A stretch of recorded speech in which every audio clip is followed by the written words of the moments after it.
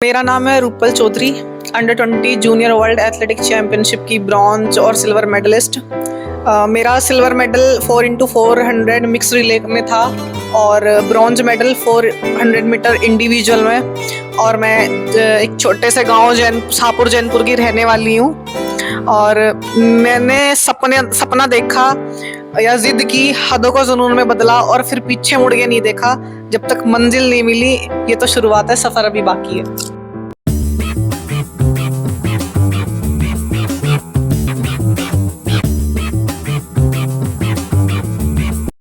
अभी तो उम्मीदें घरों से झांकी हैं, अभी तो उम्मीदें घरों से झांकी हैं। उड़ी हूँ कुछ दूर तलक, उड़ी हूँ कुछ दूर तलक, अभी पूरा आसमां बाकी है।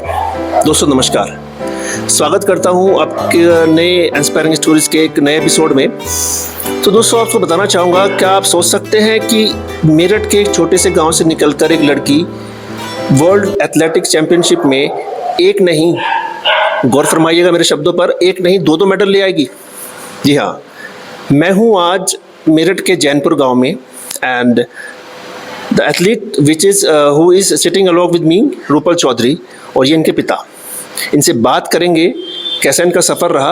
आइए मिलते हैं रूपल चौधरी से, जिन्होंने वर्ल्ड एथलेटिक चैंपियनशिप में एक नहीं दो पदक जीते हैं। तो आइए उनसे जानते हैं। So first of all Rupal Chaudhary, आपका बहुत बहुत स्वागत है मेरे चैनल पर। आप ये बताइए सबसे पहले आप कैसे हैं? तो बढ़िया हूँ। तो रूपल चौधरी, मैं आपसे ये कहना चाहूँगा, कैसा लग रहा है आपको कि वर्ल्ड एथलेटिक चैंपियनशिप में, अंडर 20 वर्ल्ड एथलेटिक चैंपियनशिप में एक सिल्वर मेडल और एक ब्रॉन्ज मेडल जीतकर आपको कैसा महसूस हो रहा है? आप ये बताइए। सर, मेडल जीता है मैंने, अच्छा फील हो रहा है। इंडिया के लिए मेडल लिया है, ये इस चीज को सोच के ज्यादा अच्छा फील हो रहा है कि मैं इंडिया के लिए मेडल लेके आई हूँ। अच्छा, एक बार बता दीजिए कि कौन से आपके इवेंट में मेडल आए हैं? एक तो 4x400 मिक्स रिले, इसमें सिल्वर मेडल है, और एक 400 मीटर इंडिविजुअल, इसमें ब्रॉन्ज मेडल है। अगर मैं गलत नहीं हूँ, I think you booked your place in finals of 4x400 women's relay as well, but लेकिन फाइनल में आप, हाँ, फाइनल में वो हमारी टीम थोड़ा, लेकिन हाँ जी। आपने जो सिल्वर मेडल जीता है, मेरे ख्याल से आपने एशियन रिकॉर्ड बनाया है शायद। हाँ जी, एशियन रिकॉर्ड बना था। और जो 4x400 वुमेन्स की रिले हुई थी, उसमें नेशनल रिकॉर्ड बनाया था। तो दोस्तों रूपल चौधरी ने मेडल जीते हैं। तो इनके पिताजी हमारे साथ बैठे हैं, आज बात करेंगे कि सफर कैसे शुरुआत हुई। तो रूपल, मेरा अगला क्वेश्चन ये होगा कि आपको किससे, मतलब जो आप धावक हैं, रेसर हैं, कैसे प्रेरणा मिली आपको बनने की, कैसे शुरुआत हुई सफर की? सर, 2016 में ओलंपिक हुआ था, रियो ओलंपिक। तो उसमें साक्षी मलिक और पीवी सिंधु का मेडल आया था। तो न्यूज़पेपर में जैसे फोटोज आती थी, तो मुझे वहाँ से मतलब उन्हें देख के बहुत ज़्यादा इंस्पायर हुई मैं कि मतलब मेरी भी ऐसी फोटो आए। और मुझे रनिंग करना अच्छा लगता था। स्कूल टाइम में जब मैं मतलब पढ़ती थी, तो स्कूल में एथलीट मीट वगैरह होती थी, तो मैं पार्टिसिपेट करती थी, मेरे मेडल्स आते थे। तो मैंने पापा को बोला भी कि पापा स्टेडियम लेके चलो, तो पापा ने मना कर दिया। फिर मैंने भूख हड़ताल शुरू करी 3 दिन तक। मैं इनको बीच में टोकूंगा, सफर की शुरुआत इतनी आसान नहीं रही। इनके पिताजी बैठे हुए हैं, ये बताते हैं जिस लड़की ने ओलंपिक मेडल साक्षी मलिक ने जीता, उससे इनको प्रेरणा मिली। लेकिन एक लड़की है, ये रेसर बनना चाहती थी। तो आप इसमें थोड़ा बताइए कि मतलब क्या कहना चाहेंगे। पहले तो आप ये बताइए कैसा लग रहा है बेटे की उपलब्धि पर? बढ़िया लग रहा है जी, इससे ज्यादा खुशी की और क्या बात होगी जब बेटी 2 मेडल लेकर आई है वर्ल्ड चैंपियनशिप में, देश के लिए मेडल लिया। इससे अच्छी खुशी की बात और क्या हो सकती है। शुरुआत में जब इसने अपनी इच्छा जाहिर की कि मुझे रेसर बनना है, तो एक पिता कंजर्वेटिव होता है। मुझे पता है, मैं ऐसी सोसाइटी में रह रहे हैं जहाँ पर लड़कियों को जल्द से कुछ नहीं मौका करने के लिए दिया जाता है। तो आप इस बारे में, क्योंकि मुझे पता है इसने रेसर बनने के लिए भूख हड़ताल तक की है, तो उस बारे में आप थोड़ा बताइए कि भाई। बस शुरुआत में यही था कि लड़की है, कहाँ जाएगी, अकेली का जमाना नहीं है भाई, अकेला कहाँ भेजेंगे इसे। अगर मैं साथ जाता हूँ तो उसमें काम का बहुत दिक्कत होती है। यही है बस, भाई लड़की के फिर साथ ही रहना पड़ेगा सुबह से हम दोनों टाइम। रूपल की जो अचीवमेंट है, शायद हमारे समाज का नजरिया बदले कि अगर लड़कियों को उड़ने के लिए फलक दिया जाए तो लड़कियां कुछ भी कर सकती हैं। तो लेकिन मैं आपसे बताऊं, शायद कोई एक आपके रिश्तेदार हैं जिन्होंने इन्होंने भूगड़ताल की कि मुझे रेसर बन रहा है, लेकिन वो ये एक पिता नहीं चाहता कि मेरी लड़की कहीं जाए, बाहर रहे, बहुत दिक्कतें हैं, तो उनकी वजह से आप मान गए शायद, और फिर उसके बाद लड़की ने पीछे मुड़ के नहीं देखा। हाँ जी, वो हमारे रिश्तेदार हैं दूर के, वो आए हुए थे, इसने जो है उनसे बताया। मैं जैसे ही बाहर से आया तो उन्होंने कहा कि आज मेरे पास को आ जा। मैं कहा क्यों, क्या हो गया? तू कैसा आदमी है यार? आदमी ये सोचता है कि मेरा बच्चा ये कर ले, तेरा बच्चा कह रहा तू नहीं करवा रहा। मगर वो हमारे फूफा जी लगते हैं रिश्ते में। मगर फूफा जी बहुत तगड़ा बंधन है, मेरे से होगा नहीं। नहीं यार तू करवा, जैसे भी होगा देखा जाए। और आप वैसे भी खेती किसानी करते हैं? हाँ जी, किसान हूँ मैं जी। तो यही है, तो मेरे ख्याल से आपको थैंक्स बोलना चाहिए उन रिश्तेदार को। पप्पा जी thank you very very very much. तो रूपल चौधरी, देखिए हमारे समाज में उनका नाम और बता दो। नाम बोलिए। कहाँ के रहने वाले? नाम सुदेश पाल सिंह हैं वो, और वो मीरपुर हापुड़ के रहने वाले हैं। यही होता है कि देखिए मैं आपको बताऊं, कोई देवदूत बन के आता है, अगर वो नहीं आते तो हमें ये जो 2 मेडलिस्ट है हमारे, मतलब ये 2 मेडल जीत के लाई लड़की ना मिलती। तो रूपल, मैं आपसे जानना चाहूँगा कि आपकी जो स्टोरी है, आपने बताया कि आप 3 दिन भूगड़ताल पर रही, फिर उसके बाद आपने पीछे मुड़ के नहीं देखा, तो जब आपने शुरुआत करी तो उन और जो मेडल्स नेशनल लेवल के या और मेडल्स उनके बारे में बताइए, क्या क्या जीता है आपने? सर सबसे पहला मेरा कंपटीशन था 2018 में, स्टेट हुआ था, यूपी स्टेट, तो उसमें मेरा गोल्ड आया था जूनियर लेवल। हाँ जी। उसके बाद फिर मैं जूनियर नेशनल खेलने गई, वहाँ मेरा सिल्वर मेडल आया। और फिर 2019 में फिर से यूपी स्टेट हुआ, मेरा फिर से गोल्ड आया। फिर जूनियर नेशनल गई खेलने 400 मीटर में, वहाँ मेरा गोल्ड हुआ और पर्सनल बेस्ट भी लगाई थी मैंने 55.37 की।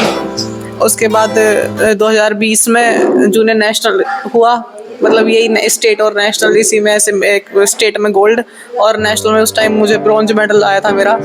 उसके बाद फिर कोरोना आ गया। हाँ जी, कोरोना हो गया। और फिर मैंने तैयारी की, यूथ एशियन गेम्स की तैयारी की थी, लेकिन वो कोरोना की वजह से पोस्टपोन कर दिया गया।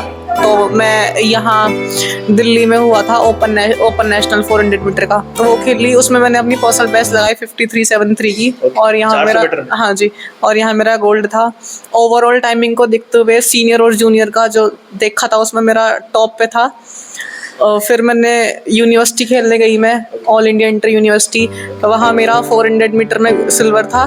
और 400 मीटर हर्डल वो मैं पहली बार भागी थी। साथ में सन और बताते रहिए। 2022 की स्टार्टिंग में 400 मीटर हर्डल में मेरा सिल्वर मेडल था। उसके बाद फिर मैंने जूनियर फेडरेशन खेला, जिसमें मेरा 400 मीटर में गोल्ड था और मेरी पर्सनल बेस्ट थी 52.48। और फिर मैं इंटर स्टेट खेलने गई चेन्नई, वहाँ मेरा सीनियर था वो इंटर स्टेट, वहाँ मेरा सिल्वर मेडल आया, वहाँ मैंने 52.72 की लगाई। उसके बाद फिर मैं पटियाला कैंप गई, मेरा वहाँ रीट्रायल हुआ जूनियर वर्ल्ड चैम्पियनशिप क्वालिफाई के लिए। हाँ जी, ये जूनियर फेडरेशन जो हुआ था, इससे फिर मतलब एक बार एंट्री, मतलब इसमें जूनियर वर्ल्ड चैम्पियनशिप में एंट्री के लिए रीट्रायल होता है कि परफॉर्मेंस कहाँ चल रही है ये देखने के लिए। तो मैं उसमें 52.56 की भागी थी। और फिर मैं जूनियर वर्ल्ड चैंपियनशिप खेलने गई वहाँ। तो बताया 2 मेडल। हाँ जी। आपका वक्तव्य मैंने पढ़ा है, जहाँ भी लड़की गई वहीं से मेडल खींच के लाई, ऐसा है? हाँ जी, हाँ जी।